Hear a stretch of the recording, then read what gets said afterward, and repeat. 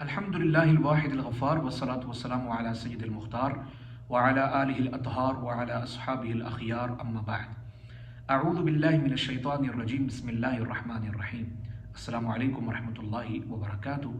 मैं हूँ कारी मोहम्मद वैस और आप देख रहे हैं मेरा यूट्यूब चैनल। उम्मीद है कि तमाम नाज़रीन कराम व तलबा कराम खैर वाफियत के साथ होंगे। उन तमाम अहबाब का मैं तहे दिल से शुक्रगुजार हूँ जिन्होंने मेरे चैनल को सब्सक्राइब किया और मेरे साथ मेरे मिशन में शामिल हुए। दुआ करें कि अल्लाह करीम मुझे अपनी मंजिल में कामयाबी व कामरानी व तरक्की अता फरमाए।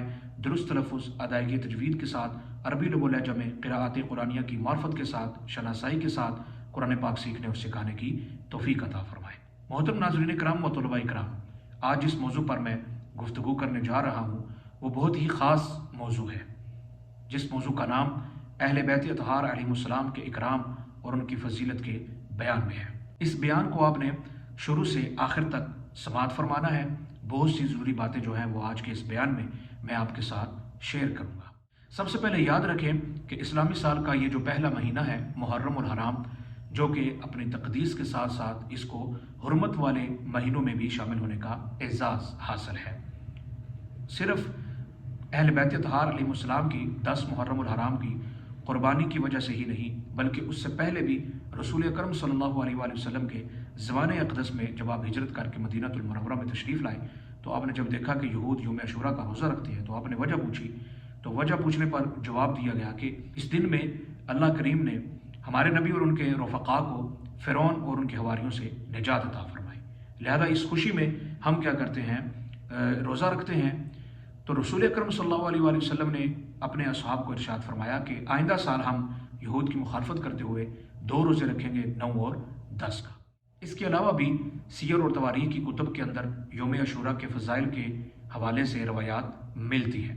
लेकिन मोहतरम नाज़रीन कराम और तलबा कराम, सबसे पहले तो मैं आपके सामने जो हदीस पेश करने जा रहा हूँ, ये कैसे हो सकता है कि मेरा चैनल जो है वो क़िराअत कुरानिया की मार्फत के मुतल्लक़ हो, उसके हवाले से हो, और फिर मैं अहले बैत अतहार अलैहिस्सलाम का जिक्र ना करूँ। इसलिए क्योंकि इमाम नववी रहमहुल्लाह ने रियादुस सालिहीन के अंदर जो बाब बांधा है, सबसे पहले बाब की खुसूसियत मैं आपके सामने पेश करूँगा। दूसरे नंबर पे जो आपने आयात मुक़द्दसा पेश की हैं वो पेश करूँगा, उससे भी आपने खुसूसियत का अंदाज़ा लगाना है। तीसरे नंबर पे हदीस जो मैं आपके सामने पेश करूँगा, उस हदीस के अलावा भी जो रवायात हैं अहले बैत अतहार अलैहिमुस्सलाम के इकराम और उनके फ़ज़ाइल के मुतल्लक़, उनको भी आपने अच्छे तरीके से याद कर लेना है।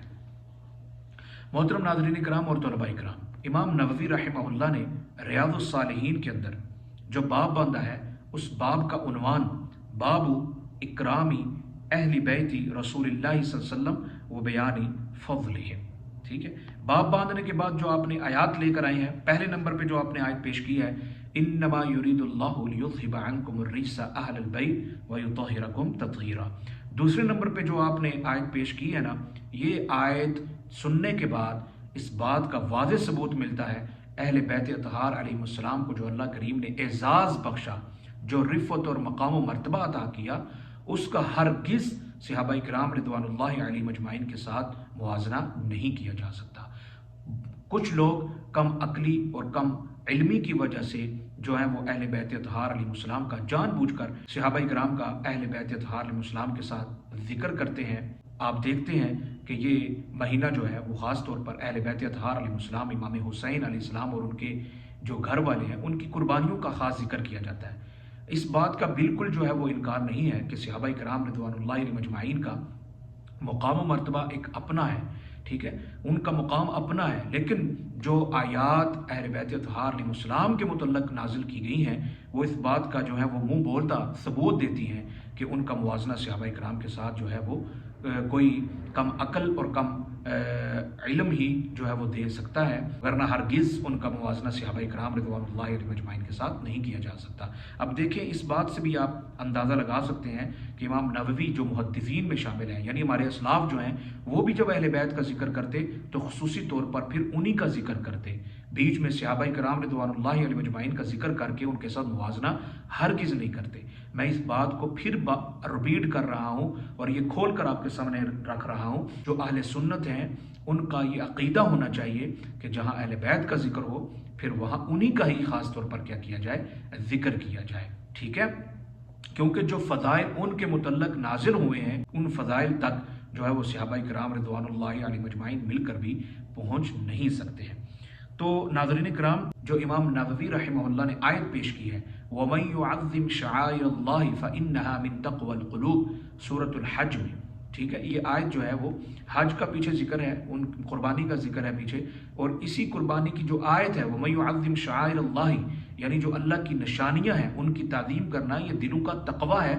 اس حوالے سے جو ہے وہ امام نووی رحمہ اللہ اہل بیت طہار علیہ السلام کو بھی اللہ کی نشانیاں قرار دے رہے ہیں کہ وَمَن يُعَظِّمْ شَعَائِرَ اللَّهِ، یہ جو اہل بیت ہیں، یہ رسول اللہ صلی اللہ علیہ وسلم کے گھر والے ہیں، جو رسول اللہ کی آل ہے، یہ اللہ کی نشانیوں میں سے کیا ہے؟ نشانیاں ہیں۔ اور آپ کو بخوبی معلوم ہے کہ جنہوں نے اللہ کی نشانیوں کی تعظیم نہیں کی، بے حرمتی کی ہے، اور ان کو اللہ کریم نے دنیا میں ہی کیا کیا؟ عبرت کا نشانہ بنا دیا۔ اب جو حدیث ہے، اس عام طور پہ اس حدیث کو حدیث ثقلین کہتے ہیں، جو مقام خم پر جو رسول اللہ صلی اللہ علیہ وسلم کا خطبہ ہے، اس حوالے سے اس حدیث کو کیا ہی ہوئی ہے؟ شہرت حاصل ہوئی ہے۔ حدیث سماعت فرمانے کہ وعن یزید بن حیان قال انطلقت انا وحسین بن صبرۃ وعمر بن مسلم الى زید بن ارقم رضی اللہ عنہ فلما جلسنا الیہ قال له حسین لقد لقيت يا زید خيرا كثيرا رأيت رسول الله صلى الله عليه وسلم وسمعت حديثه وغزوت معه وصليت خلفه لقد لقيت يا زيد خيرا كثيرا حدثنا يا زيد ما سمعت من رسول الله صلى الله عليه وسلم قال يا ابن عقيل والله لقد كبرت سني وقدم عهدي ونسيت بعد الذي كنت أعي من رسول الله صلى الله عليه وسلم فما حدثتكم فأقبلوا وما لا فلا تكلفوني ثم قال قام رسول الله صلى الله عليه وسلم يوما فينا خطيبا بماء يدعى خما بين مكة والمدينة فحمد الله واثنى عليه ووعد وذكر ثم قال أما بعد ألا أيها الناس ألا، یہ جو الا کلمہ ہے یہ خبردار کرنے کے لیے، لوگوں کی توجہ حاصل کرنے، الا أيها الناس فإنما أنا بشر يوشك أن يأتي رسول ربي فأجيب وأنا تارك فيكم ثقلين وأنا تارك فيكم ثقلين أولهما كتاب الله فيه الهدى والنور فخذوا بكتاب الله واستمسكوا به فحث على كتاب الله ورغب فيه، جس طرح کہ سورۃ آل عمران کے اندر بھی آیت آتی ہے یا ایھا الذین آمنوا اتقوا اللہ حق تقاتہ ولا تموتن الا وانتم مسلمون واعتصموا بحبل اللہ جميعا ولا تفرقوا۔ بحبل اللہ سے مراد جو ہے بہت سے مفسرین کرام نے جو ہے وہ اللہ کی کتاب مراد لی ہے کہ واعتصموا بحبل اللہ، اللہ کی رسی کو مضبوطی سے پکڑ لو، یعنی کتاب اللہ کو مضبوطی سے پکڑ لو، ٹھیک ہے؟ ثم قال، دوسری کیا چیز ہے؟ وَأَهْلُ بَيْتِي أُذَكَّرُكُمُ اللَّهَ فِي أَهْلِ بَيْتِي أُذَكَّرُكُمُ اللَّهَ فِي أَهْلِ بَيْتِي۔ رسول اللہ صلی اللہ علیہ وسلم نے یہ 2 مرتبہ کلمہ ارشاد فرمایا أُذَكَّرُكُمُ اللَّهَ فِي أَهْلِ بَيْتِي فقال له حسين ومن أهل بيته يا زيد أليس نساؤه من أهل بيتي؟ قال نساؤه من أهل بيتي ولكن أهل بيته من حرم الصدق بعده۔ قال ومن هم؟ قال هم آل علي وآل عقيل وآل جعفر وآل عباس۔ قال كل هؤلاء حرم الصدقة؟ قال نعم، رواه مسلم۔ وفي رواية، اور ایک اور روایت میں، ألا وإني تارك فيكم ثقلين أحدهما كتاب الله هو حبل الله من اتبعه كان على الهدى ومن تركه كان على ضلالة۔ محترم ناظرین کرام، اس حدیث مبارکہ کا مفہوم یہ ہے کہ حضرت حسین بن صبرہ اور عمر بن مسلم جو ہے وہ حضرت زید بن ارقم کے پاس تشریف لے کر گئے، اور انہوں نے کہا کہ آپ نے رسول اللہ صلی اللہ علیہ وسلم کو دیکھا بھی، آپ کی حدیثیں بھی سنی، غزوات میں بھی شامل ہوئے، آپ کے پیچھے نماز بھی پڑھتے ہیں۔ پھر حضرت زید بن ارقم جو ہے وہ فرمانے لگے کہ ایک دن، یہ سارا خلاصہ جو ہے وہ مفہوم میں آپ کے سامنے رکھ رہا ہوں کہ آپ رسول اللہ صلی اللہ علیہ وسلم جو ہے وہ مکہ اور مدینہ کے درمیان ایک جگہ ہے خم، جسے عام طور پہ غدیر خم بھی کہا جاتا ہے، خم۔ تو خم کے مقام پہ جب آپ نے خطبہ ارشاد فرمایا، سب سے پہلے آپ نے اللہ کی حمد اور ثنا کی، پھر وعد کیا، ذکر کیا، پھر کہا کہ اے لوگو، تم میں 2 چیزیں چھوڑ رہا ہوں، ثقلین، 2 چیزیں چھوڑ رہا ہوں۔ پہلی کتاب اللہ جو کہ ہدایت اور نور ہے، تم اللہ کی کتاب کو مضبوطی سے پکڑ لو، ٹھیک ہے؟ اور پھر دوسرے نمبر پہ فرمایا کہ دوسرے نمبر پہ جو ہے وہ دوسری چیز میرے گھر والے ہیں، میری اہل بیت ہے، ٹھیک ہے. تو حضرت حسین نے کہا کہ اے زید اہل بیت سے مراد کیا ہے؟ کیا اہل بیت میں ازواج مطہرات بھی ہیں؟ تو حضرت زید بن ارقم نے کہا ہاں آپ کی ازواج جو ہیں وہ بھی اہل بیت سے ہیں، لیکن لے کر آنا اس بات کی واضح دلیل ہے کہ ازواج مطہرات اہل بیت میں شامل ہیں، لیکن اہل بیت میں اس طرح شامل نہیں جس طرح آپ نے آگے فرمایا کہ وَلَٰكِنْ أَهْلُ بَيْتِ مَنْ حُرِّمَ صَدَقَةً، کہ جن پر صدقہ حرام ہے، جن پر صدقہ حرام ہے. یہ اس بات کی واضح دلیل ہے کہ ان میں وہ جو ہیں وہ ازواج مطہرات اہل بیت ہیں، لیکن وہ والے اہل بیت نہیں جن پر صدقہ حرام ہے. اور پھر فرمایا وہ کون ہے جن پر صدقہ حرام ہے؟ تو حضرت زید بن ارقم نے کھول کر بتایا ہم آل علی، وہ آل علی ہیں، وہ آل عقیل ہیں، وہ آل جعفر ہیں، وہ آل عباس ہیں. سبحان اللہ و بحمدہ سبحان العظیم. فرمایا یہ سب ہیں جن پر صدقہ حرام ہے. اور ایک اور روایت میں فرمایا کہ میں تم میں دو چیزیں چھوڑ کے جا رہا ہوں. پہلی کتاب اللہ، وہ اللہ کی رسی ہے، اس کی اتباع کرو، اور یہی ہدایت ہے، اور اس کو چھوڑنا نہ، اور جس نے چھوڑا وہ گمراہی پر. محترم ناظرین کرام، یہ حدیث جو ہے یہ آپ کے سامنے پیش کرنے کا مقصد صرف یہ تھا کہ جو مقام اور مرتبہ اہل بیت طہار علیہ السلام کو اللہ کریم کی ذات نے عطا کیا وہ کسی اور کو نہیں عطا کیا. ٹھیک ہے. قُلْ لَا أَسْأَلُكُمْ عَلَيْهِ أَجْرًا إِلَّا الْمَوَدَّةَ فِي الْقُرْبَى، یہ اہل بیت کے مقام و مرتبہ میں خاص طور پر یہ آیت إِنَّمَا يُرِيدُ اللَّهُ لِيُذْهِبَ عَنْكُمُ الرِّجْسَ أَهْلَ الْبَيْتِ خاص طور پر. پھر جو آیت مباہلہ ہے فمن حاجک فیہ من بعد ما جاک من العلم فقل تعالوا ندعو ابناءنا خاص طور پر اہل بیت طہار علیہ السلام.